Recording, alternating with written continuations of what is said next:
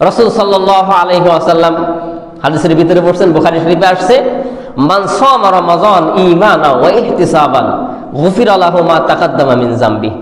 আল্লাহ রাসূল সাল্লাল্লাহু আলাইহি ওয়াসাল্লাম বলেন, কোন ব্যক্তি যদি রমজান মাসে ঈমানের সাথে আল্লাহ তাআলাকে রাজি খুশি করার নিয়তে রমজান মাসে রোজা রাখে, তো আল্লাহ তাআলা তার পেছনে সমস্ত গুনাহকে মাফ করে দিবেন। রমজান মাসে আল্লাহ তাআলার জন্য কোনো ব্যক্তি রোজা রাখবে, রোজার হক আদায় করবে, তো আল্লাহ তাআলা তার পেছনে সমস্ত গুনাহকে মাফ করে দিবেন। আর একটা হাদিস আসছে, আল্লাহ রাসূল সাল্লাল্লাহু আলাইহি ওয়াসাল্লাম বলেন, মান কামা রমাযান ঈমানান ওয়া ইহতিসাবান গুফিরা লাহু মা তাকাদ্দামা মিন যামবি। কোন ব্যক্তি যদি রমজান মাসে রাত্রি জাগরণ করে ঈমানের সাথে আল্লাহ তাআলাকে রাজি করার নিয়তে, তো তারও জীবনের সমস্ত গুনাহকে আল্লাহ তাআলা মাফ করে দিবেন। তারাবির নামাজ না পড়লে রোজা হয় কিনা, এটা একটা প্রশ্ন আমাদের সামনে থাকে অনেক সময়। তারাবির নামাজ না পড়লেও রোজা হয়ে যায়, কারণ রোজা রাখা একটা ইবাদত, রাত্রিতে নামাজ পড়া একটা ভিন্ন ইবাদত। তবে এইখান থেকে আবার এই সুযোগ খোঁজা যাবে না, তাহলে কি আমি তারাবি পড়বো না? রমজান মাসে আল্লাহ তাআলা সুযোগ দিয়েছেন গুনাহ মাফের। আমি তারাবি যদি আদায় করি, কিয়ামুল লাইল যদি আদায় করি, তো আশা করা যায় ওই যে হাদিসটা বললাম 37 নম্বর হাদিস বুখারীর, আল্লাহ তাআলা আমার জীবনের সমস্ত গুনাহ মাফ করে দিতে পারেন। এরপরে হাদিস আসছে, জান্নাতে প্রবেশের অনেকগুলো দরজা আছে, তার ভিতরে একটা দরজার নাম হলো রাইয়ান। একটা দরজার নাম কি? রাইয়ান। এই রাইয়ান নামক দরজা দিয়ে আল্লাহ তাআলা শুধু রোজাদার ব্যক্তিকেই প্রবেশ করাবেন, অন্য কোনো ব্যক্তিকে ওই দরজা দিয়ে প্রবেশ করাবেন না। এখন বলবেন যে আমি জান্নাতে গেলেই তো হলো, রাইয়ান দিয়ে যে যেতে হবে এর কোনো দরকার আছে নাকি? জান্নাতে তো যাওয়া যাবেই, যারা জান্নাতি তারা যাবেই, তবে সম্মানের একটা বিষয় আছে। 33-এ পাশ করাও পাশ করা, আর গোল্ডেন এ প্লাস নিয়ে পাশ করাও পাশ করা। কি বলেন? হ্যাঁ, আমরা যারা পরীক্ষা দেই বা বাচ্চা কাচ্চা পরীক্ষা দেয় আমাদের, আমরা কি বলি বাচ্চাকে যে বাচ্চা তুমি শুধু 5টা করে দেখাও, এটা বলি আমরা? নাকি বলি তুমি সর্বোচ্চ নাম্বার নিয়ে পাশ করো, বোর্ড স্ট্যান্ড করো, দেশের ভিতরে 1 নম্বর হও? তো পাস তো সবাই করে, 33 দিয়েও পাস করে, 50, 65, 70, 100 দিয়েও পাস করে। আমরা চাই কি যে আমার সন্তানটা যেন ভালো রেজাল্ট নিয়ে পাস করতে পারে। তো জান্নাতে তো অনেকেই যাবে, তবে জান্নাতে যাওয়ার জন্য রাইয়ান নামক দরজা, এটা একটা সম্মানের দরজা। ওইখান দিয়ে প্রবেশ করা এটা একটা সম্মানের বিষয়। গোল্ডেন এ প্লাস নিয়ে পাস করা যেরকম একটা গর্বের বিষয়, রাইয়ান নামক দরজা দিয়ে প্রবেশ করা এটা একটা গর্বের বিষয়। জান্নাতে যারা যাবে, নিজে এক একজন হয়তো বা এরকম গর্ব করবে যে আমি এই দরজা দিয়ে প্রবেশ করেছি। যারা রাইয়ান নামক দরজা দিয়ে প্রবেশ করবে, তাদের হয়তো জান্নাতের ভিতরে একটু গর্ব বেশি থাকবে যে আমি রোজাদার ছিলাম, আল্লাহ তাআলা আমাকে রাইয়ান নামক দরজা দিয়ে প্রবেশ করিয়েছেন জান্নাতে। এই রাইয়ান নামক দরজা দিয়ে যারা রোজা রাখে তারাই শুধু প্রবেশ করবে, আর কাউকে এই দরজা দিয়ে প্রবেশ করানো হবে না। হাদিস আসছে, আল্লাহ তাআলা রাসূল সাল্লাল্লাহু আলাইহি ওয়াসাল্লামের মাধ্যমে জানিয়ে দিয়েছেন, আল্লাহ তাআলা বলেন যে বান্দার যত নেক কাজ আছে সকল নেক কাজের প্রতিদান আমি 10 থেকে 700 গুণ পর্যন্ত বাড়ায় দেই। আল্লাহ তাআলা বান্দার সকল নেক কাজের প্রতিদান ফেরেশতাদের মাধ্যমে দান করবেন। আল্লাহ তাআলা বলেন যে আস-সাওমু লি ওয়া আনা আজজি বিহি, অথবা আস-সাওমু লি ওয়া আনা উজজা বিহি। আল্লাহ তাআলা বলবেন যে রোজা বান্দা আমার জন্যই রেখেছিল, আমি আল্লাহ আমার রোজাদার বান্দাকে আজকে আমার নিজ হাতে তাকে পুরস্কার দান করব। অথবা আল্লাহ তাআলা বলবেন যে রোজা আমার জন্য বান্দা রেখেছিল, আমি আল্লাহ আজকে আমি রোজাদার বান্দার জন্য নিজেই হয়ে যাব। বুঝেন নাই? এখন বলবেন যে পুরস্কার পেলেই হলো, আবার আল্লাহ তাআলার হাত দিয়ে নিতে হবে কেন? ওই একই কথা। কোন একটা অনুষ্ঠানে আপনি ফার্স্ট হয়েছেন, অথবা সেকেন্ড হয়েছেন, থার্ড হয়েছেন, নানান রকম অতিথি থাকে, বিশেষ অতিথি থাকে, আর অতিথি থাকে, প্রধান অতিথি থাকে। সবচেয়ে সম্মানের পুরস্কারটা কার মাধ্যমে দেওয়া হয়? প্রধান অতিথির মাধ্যমে দেওয়া হয়। এটা একটা সম্মানের বিষয়। আর অন্যান্য পুরস্কারগুলো এটা নরমাল অতিথির মাধ্যমে দেওয়া হয়। আল্লাহ তাআলা বান্দার সকল আমল ফেরেশতার মাধ্যমে দান করবেন। আল্লাহ তাআলা রোজাদার বান্দা বান্দির জন্য আল্লাহ তাআলা কোনো মাধ্যম রাখবেন না, সরাসরি নিজ হাতে তাকে পুরস্কৃত করবেন। অথবা আল্লাহ তাআলা ঘোষণা দিবেন, আজকে আমি রোজাদার বান্দার জন্য আমি নিজেই আমার বান্দার জন্য হয়ে গেলাম। হাসরের ময়দানে কোন বান্দার ক্ষেত্রে যদি আল্লাহ তাআলা বলে যে আমি বান্দার জন্য হয়ে গেলাম, তার আর কি লাগে বলেন দেখি? কোনো মানে হতাশা তার ভিতরে থাকবে? থাকবে না। এই জন্য রমজানের রোজার যে ফজিলত, হাদিস থেকে বললাম, এগুলো রোজার ফজিলত। এই ফজিলতগুলো শুনে রোজার প্রতি আমার আগ্রহ তৈরি করা, সুন্দরভাবে রোজা রাখা। এই যে রমজান মাস আসতেছে আমাদের মাঝখানে, আমি অনেক আগে থেকে আপনাদেরকে আলোচনার মাধ্যমে বোঝানোর চেষ্টা করছি, এই মাসটাকে একটা রুটিন মোতাবেক নিয়ে আসা, সুন্দরভাবে কাটানোর একটা প্ল্যান পরিকল্পনা করা। যেমন তেমন ভাবে কাটাবো না আমি, এরকম একটা প্ল্যান পরিকল্পনা করা, এখন থেকেই করা। রাসূল সাল্লাল্লাহু আলাইহি ওয়াসাল্লাম বলেন, রমজান মাসে 4টা কাজ তোমরা বেশি করো। কয়টা কাজ বেশি করবে? 4টা। তার ভিতরে 2টা হলো তোমার জন্য, আর 2টা হলো আল্লাহ তাআলার জন্য। মোট সব চারো আমলটা আল্লাহর সন্তুষ্টির জন্যই করতে হবে। আমলের ক্ষেত্রে ওটা বুঝাইছে, আমল তো আল্লাহ তাআলার সন্তুষ্টির জন্যই করতে হবে।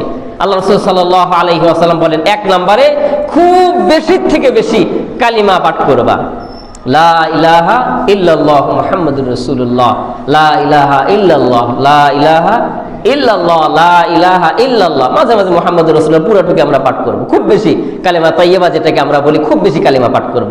আর 2 নম্বর হলো খুব বেশি থেকে বেশি ইস্তিগফার পাঠ করা, আস্তাগফিরুল্লাহাল্লাযী লা ইলাহা ইল্লা হুয়াল হাইয়ুল কাইয়্যুম ওয়া আতুবু ইলাইহি, লা হাওলা ওয়ালা কুওয়াতা ইল্লা বিল্লাহিল আলিয়্যিল আযীম, আস্তাগফিরুল্লাহ আস্তাগফিরুল্লাহ আস্তাগফিরুল্লাহ, এরকম পাঠ করব। মাঝে মাঝে একটু পুরো আস্তাগফিরুল্লাহ আমরা পাঠ করব। এই 2টা আল্লাহ তাআলার জন্য, আর 2টা নিজের জন্য। কি? খুব বেশি জাহান্নাম থেকে মুক্তি চাওয়া, দোয়ার মাধ্যমে খুব বেশি জাহান্নাম থেকে মুক্তি চাওয়া, আর খুব বেশি জান্নাতি হওয়ার জন্য দোয়া করা খুব বেশি আল্লাহ তাআলার কাছে। এই 4টা কাজ আল্লাহ রাসূল সাল্লাল্লাহু আলাইহি ওয়াসাল্লাম বেশি করতে বলেছেন। কালিমা বেশি থেকে বেশি পাঠ করা, খুব বেশি ইস্তিগফার করা, জাহান্নাম থেকে মুক্তির জন্য দোয়া করা, মুক্তির জন্য দোয়া করা, আর জান্নাতের জন্য দোয়া করা। বুঝেন নাই? এই 4টা কাজ আমরা বেশি করব। এরপরে আমরা আসি, এই যে রমজান মাস আমরা পাবো, এই যে রমজান মাসটা আল্লাহ তাআলা আমাদেরকে কেন দিয়েছেন? তাকওয়া অর্জনের জন্য, নাকি বলেন? সূরা বাকারায় যে আল্লাহ তাআলা বলেছেন, ইয়া আইয়ুহাল্লাযীনা আমানু কুতিবা আলাইকুমুস সিয়াম কামা কুতিবা আলাল্লাযীনা মিন ক্বাবলিকুম লাআল্লাকুম তাত্তাকুন। হে ঈমানদারেরা, তোমাদের উপরে রমজানের রোজাকে ফরজ করা হয়েছে, ইতিপূর্বে যারা ছিল তাদের উপরেও ফরজ করা হয়েছিল, ওভাবেই তোমাদের উপরেও ফরজ করা হয়েছে। কেন? লাআল্লাকুম তাত্তাকুন, যেন তোমরা মুত্তাকি হতে পারো, তাকওয়াওয়ালা হতে পারো, খোদা ভীতি যেন তোমাদের অন্তরে পয়দা হয়। এজন্য আল্লাহ তাআলা আমাদের উপর রোজাকে ফরজ করেছেন। এখন আমরা তো বহু বছর রোজা রাখছি, কেউ 30 বছর, 25 বছর, 50 বছর, 60 বছর রোজা রাখছি, কিন্তু আমাদের ভিতরে তাকওয়া কি পূর্ণাঙ্গভাবে বসে গেছে? তাকওয়াওয়ালা হয়েছে কি? আমরা হই নাই। তার মানে কি রমজান মাসে তাকওয়া অর্জন করে না? হ্যাঁ, তাকওয়া অর্জন শুরু হয়, তবে আমাদের তাকওয়া স্থায়ী হয় না। অবশ্যই তাকওয়া শুরু হয় রমজান মাসে। কিভাবে বুঝবেন যে শুরু হয়? দেখেন, রমজান মাসে একজন বান্দা রোজা রাখছে, কৃষক মানুষ অথবা কষ্টের কাজ করে, অথবা কষ্টের কাজ করে এমনি স্বাভাবিক অবস্থাতে রোজা রাখছে, ব্যাপক তৃষ্ণা লাগছে, ক্ষুধা লাগছে, কি বলেন? ওই লোকটা কি ঘরের ভিতরে যা খাইতে চাইলে খাইতে পারে না? কেউ তো আর দেখবে না। খায় কি? খায় না। একাকি ওয়াশরুম মানে গোসল রুমে ঢুকে অনেক সময় চাইলে সে 1 গ্লাস পানি পান করতে পারে, কেউ তো আর দেখবে না। পান করে কি রোজাদার ব্যক্তি? আচ্ছা বলুন তো দেখি, কেন পান করে না? আল্লাহর ভয়ে পান করে না, যে আমি তো রোজা রাখছি, আর খাইলে তো রোজা হয় না। এজন্য সে গোপনে কি করে না? খায় না, পানিও পান করে না, কষ্ট হলেও অমনি থাকে। এটাই তো তাকওয়া। কি বলে? এটাই তো তাকওয়া। আল্লাহর ভয়ে আমি রোজা রাখছি, খাইলে রোজা হয় না, এজন্য সে একাকিও খায় না, অন্ধকারেও খায় না, পর্দার আড়ালেও খায় না। কেন? খাইলে তো রোজা আর হবে না। এটার নামই হলো তাকওয়া। তার মানে রোজার মাধ্যমে তাকওয়া শুরু হয়, তাকওয়ার মেশিন চালু হয়, কিন্তু সমস্যা হলো আমাদের তাকওয়া স্থায়ী হয় না। বোঝেন নাই? এজন্য কয়েকটা বিষয় যদি আমরা গুরুত্ব দিতে পারি, তাহলে আমাদের রমজান মাসে যে তাকওয়ার মেশিনটা চালু হয়, তাকওয়া যে শুরু হয়, ওই তাকওয়া আমাদের স্থায়ী হবে। দেখেন না, এই যে আমাদের এই মসজিদে এসি আছে, 4টা এসি আছে, অনেকের বাসা বাড়িতে এসি আছে। গরমের কারণে আমরা এসি ব্যবহার করি। এই এসি ব্যবহারের জন্য কিছু শর্ত আছে না? কি শর্ত? এসি ব্যবহার করতে চাইলে দরজা জানালা যা আছে, ফাঁক ফোকর যা আছে, এগুলো কি করতে হবে? বন্ধ করতে হবে। কিন্তু এই জানালা দরজা এগুলো আপনি বন্ধ না করে 4টা এসি কেন, আরো 4টা যদি লাগান, এই এসি লাগায় কোনো কাজ হবে? ঠান্ডা কিছু হবে, ঠান্ডা হবে না এমন কিন্তু না, ঠান্ডা হবে। এই ঠান্ডা কিন্তু আপনাকে কাজ দিবে না। আবার বন্ধ করে ফেলবেন এসি গুলো, এরপরে এই ঠান্ডা থাকবে না। কিন্তু দরজা জানালা সব বন্ধ করে দিয়ে আপনি যখন এই 4টা এসিতে আছে, এই 4টা এসি যদি আপনি চালান, ফাঁক ফুকর সব বন্ধ, এসি যখন আপনি দিবেন কিছুক্ষণ চলার পরে এই পুরো মসজিদটা ঠান্ডা হবে না? ঠান্ডা হবে। এসি যখন বন্ধ করবেন অথবা বিদ্যুৎ যখন চলে যাবে, তারপরও কিছুক্ষণ অনেক টাইম কিন্তু এই ঠান্ডাটা মসজিদের ভিতরে থাকবে বা আপনার রুমের ভিতরে থাকবে। তবে এসির মাধ্যমে ঠান্ডা করা যায়, শর্ত হলো দরজা জানালা যা আছে এগুলো কি করতে হয়? বন্ধ করতে হয়। দরজা জানালা খুলে রেখে ফাঁক ফোকর বন্ধ না করে এসি চালু করলে যেরকম এই এসির ঠান্ডা আমাদের সেরকম কাজে লাগে না, তেমনি ভাবে রমজান মাসে কিছু শর্ত শারায়েত আছে, ওই শর্তগুলো মেনে যদি আমরা রোজা আদায় করি, তো বুজুর্গানে দিন বলেন ওই শর্তগুলো আদায় করে কোনো ব্যক্তি যদি বেশি না 1 মাস যদি কেউ সিয়াম সাধনা করে, ওই লোকটা আল্লাহর ওলি হয়ে যাবে, তাকওয়াওয়ালা হয়ে যাবে, তার এই তাকওয়া তার ভিতর থেকে চলে যাবে না। কি বলেন? ওই শর্তগুলো আমাদের শোনার দরকার আছে কিনা? অবশ্যই শুনবো আজকে শর্তগুলো আমরা। আর এই বছরই আমরা নিয়ত করব যে এখনো তো রোজা শুরু হয় নাই, একেবারে শুরু থেকেই আমরা এই শর্তগুলো আদায়ের মাধ্যমে আমরা রোজা আদায় করব। 1 নম্বর শর্ত হলো রোজা অবস্থাতে নজরের হেফাজত করা। কিসের হেফাজত করা? নজর হেফাজত করা। মারাত্মক একটা জিনিস নজর, মুশকিল নজর হেফাজত করা। তারপরেও রমজান মাসে রোজা অবস্থাতে নজর হেফাজত করতে হবে। আমাদের অধিকাংশ রোজাদার আমরা রমজান মাসে রোজা রাখি ঠিকই, প্রত্যেকে আমার সাথে প্রত্যেকে নিজের সাথে মিলায় দেখি আমাদের কিন্তু নজর সেরকম হেফাজত হয় না। মুশকিল, হাট বাজারে রাস্তাঘাটে নজর হেফাজত হয় না। এরপরে আরেকটা বিষয় তো আছে আমাদের কাছে, মোবাইল, টেলিভিশন, কম্পিউটার, মানে গুনাহের নানান পরিবেশ আমাদের রমজান মাসের নজরকে আমাদের নষ্ট করে দেয়।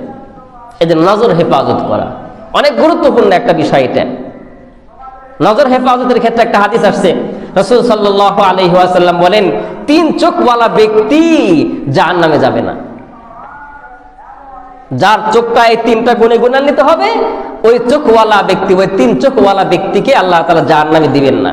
তার ভিতরে 1 নাম্বার, যেই চোখ আল্লাহর রাস্তায় পাহারাদারি করে, আল্লাহর রাস্তায় যে পাহারাদারি করে যেই চোখ, অর্থাৎ যেই বান্দা আল্লাহর রাস্তায় পাহারাদারি করে, এই বান্দাকে আল্লাহ তাআলা জাহান্নামে দিবেন না।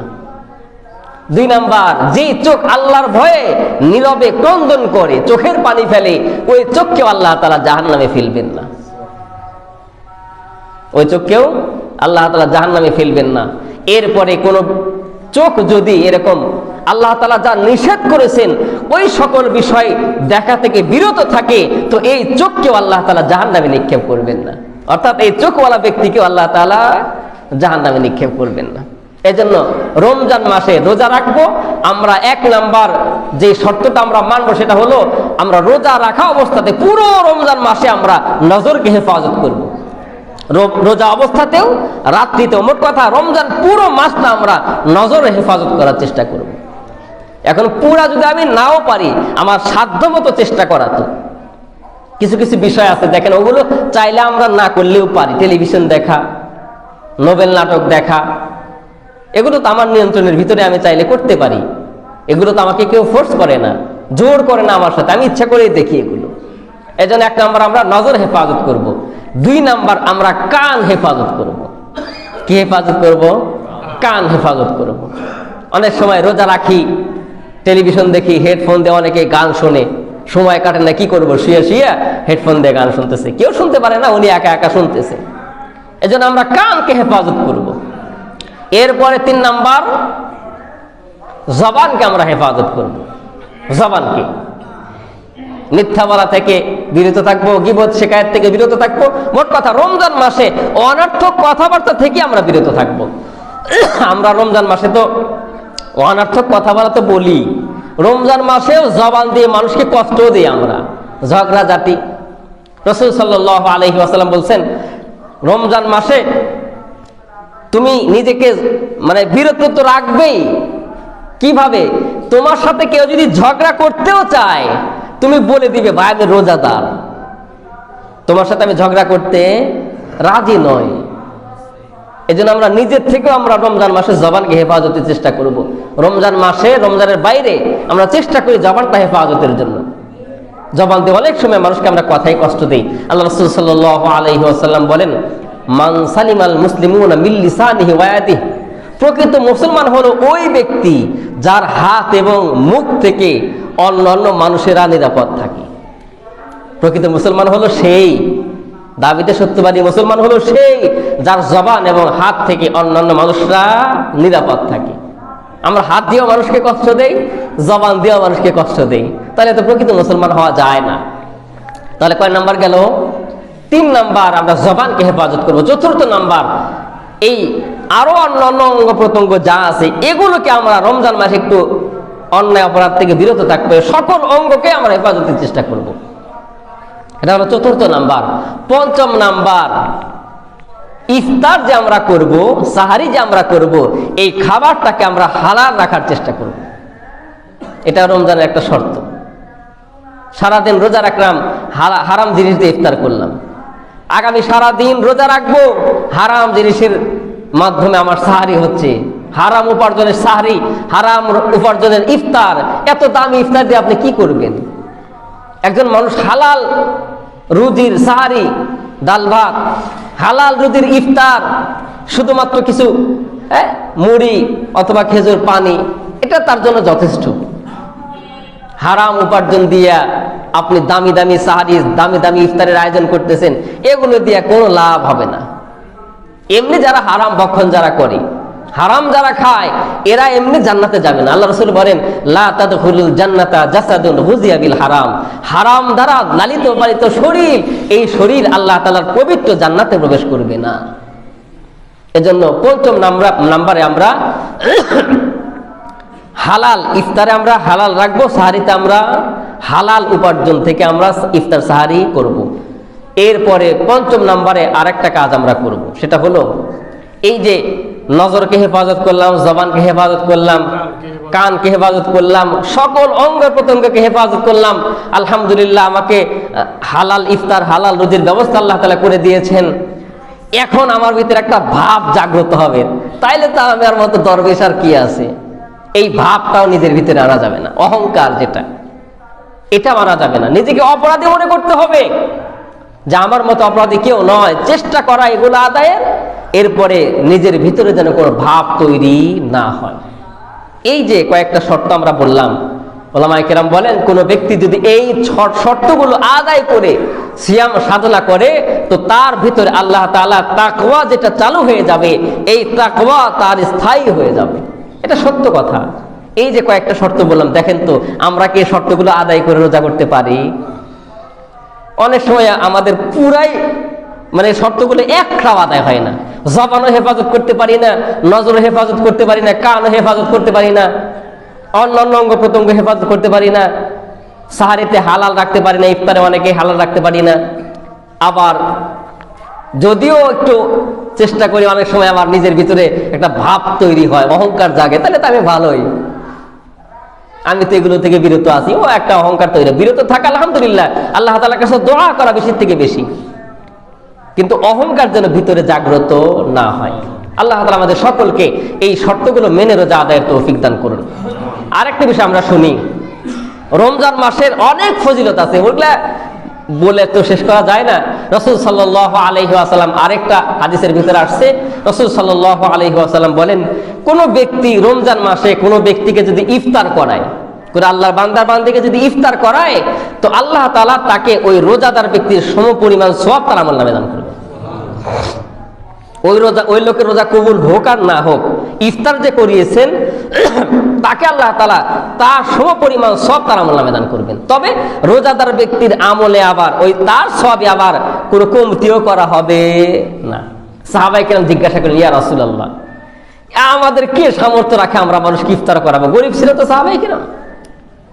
রাসূল সাল্লাল্লাহু আলাইহি ওয়াসাল্লাম বলেন, তোমরা প্রত্যেকেই সামর্থ্য রাখো এই ইফতার করাতে। কেমনে? আল্লাহ রাসূল বলেন যে দেখো, ইফতার করানো মানে তুমি এক ঢোক দুধ, এক পেয়ালা দুধ অথবা এক পেয়ালা পানির মাধ্যমেও যদি তুমি ইফতার করাও, তাও তোমাকে আল্লাহ তাআলা রোজাদার ব্যক্তির সমপরিমাণ সওয়াব তোমার আমলনামায় দান করবে। আল্লাহ রাসূল সাল্লাল্লাহু আলাইহি ওয়াসাল্লাম বলেন, তোমরা যেটা বুঝাইতে চাইছো অর্থাৎ পেট ভরে খাওয়ানো, আল্লাহ রাসূল বলেন তোমরা এটাই বুঝাইতে চাইছো। আল্লাহ রাসূল বলেন এটা হলো ইফতার করানোর কথা বললাম। কোনো ব্যক্তি যদি কাউকে এক পেয়ালা দুধ, এক পেয়ালা পানি দিয়ে, একটা খেজুর দিয়েও যদি ইফতার করায়, তাকে আল্লাহ তাআলা রোজাদার ব্যক্তির সমপরিমাণ সওয়াব তার আমলনামায় দান করবে। রাসূল সাল্লাল্লাহু আলাইহি ওয়াসাল্লাম এরপরে বলেন, আর তোমরা যেটা জানতে চাচ্ছ, যেটা তোমরা বুঝাইতে চাইছো, সেটা হলো পেট ভরে খাওয়ানো। আল্লাহ রাসূল সাল্লাল্লাহু আলাইহি ওয়াসাল্লাম বলেন, কোন ব্যক্তি যদি কোনো রোজাদার ব্যক্তিকে তার মানে যতটুকু চাহিদা, তার চাহিদা অনুযায়ী যদি তাকে খাবার দান করে, তো আল্লাহ তাআলা তাকে হাউজের কাউসার হাসরের ময়দানে তাকে পান করাবেন রাসূলের মাধ্যমে। আল্লাহ রাসূল বলেন ওই হাউজে কাউসার যে পান করবে, জান্নাতে যাওয়ার আগে আর তার কোনো তৃষ্ণাই লাগবে না। তাহলে রাসূল সাল্লাল্লাহু আলাইহি ওয়াসাল্লাম যখন এই ইফতারের ফজিলত বলছেন, সাহাবায়ে কেরাম প্রথমে ভাবছেন যে ইফতার করাতে হবে, আবার তাকে খাবারও দিতে হবে। এজন্য সাহাবায়ে কেরাম বলছে আমরা তো এটা সামর্থ্য সবাই রাখি না। রাসূল বুঝাইছেন দেখো, সবাই ইফতার করাতে সামর্থ্য রাখো, কারণ ইফতার করানো মানেই অনেক খাবার তোমাকে দিতে হবে। সে যত খাবে ইফতার করে সব তোমাকে দিতে হবে এমন না। তুমি যদি এক পেয়ালা দুধ দিয়ে ইফতার করাও, তোমার ফজিলত হয়ে যাবে। এজন্য আমরা প্রত্যেকেই যারা সামর্থ্যবান আছি, আবার সামর্থ্যের ভিতর থেকে আমরা একজন, দুইজন, পাঁচজন, আমার আশেপাশে যারা দরিদ্র গরিব আছে, আমরা চাইলে তাদেরকে একটু ইফতারের ব্যবস্থাটা আমরা করে দিব। বোঝেন নাই ব্যাপারটা? এটা অনেক ক্ষেত্রে সহজ। 500-700 টাকা হলেও আমরা অনেকে এটা করে দিতে পারি। অন্তত বাকি একজনকে তো আমি চাইলে করতে পারি। আমি সারা মাস সাহারি খাবো, আমি সারা মাস ইফতার করব, আমি একজনের একটু আমার থেকে একটু কমই ব্যবস্থা তাকে করে দিলাম। আছেন আমাদের সমাজে অনেক দরিদ্র মানুষ, বঞ্চিত মানুষ, আমরা একটু গোপনে, কেউ জানলো না, আমি ইফতারের এই ব্যবস্থাটা কইরা তার জন্য কিছু ডাল, কিছু চাল, কিছু খেজুর, কিছু ছোলা বুট ইত্যাদি কিনে যা দিয়ে আমরা ইফতার করি, আপনার সামর্থ্য আমার সামর্থ্য যতটুকু কুলায় ওইটা কিনে আমি একটু গোপনে, ভাই আপনি একটু আমার এইগুলো দিয়ে যদি ইফতার করতেন আমি একটু খুশি হইতাম। উনি আর আপনি জানলেন, আল্লাহ তাআলা জানলো। পারা যায় তো ইনশাআল্লাহ? রোজা ইফতার করানোর ফজিলত এটা। আল্লাহ তাআলা আমাদের সকলকে যে বিষয়গুলো বললাম, আমাদের প্রত্যেককে বিষয়গুলোর উপর আমাদের তৌফিক দান করুন। সকলেই বলি আল্লাহুম্মা আমিন।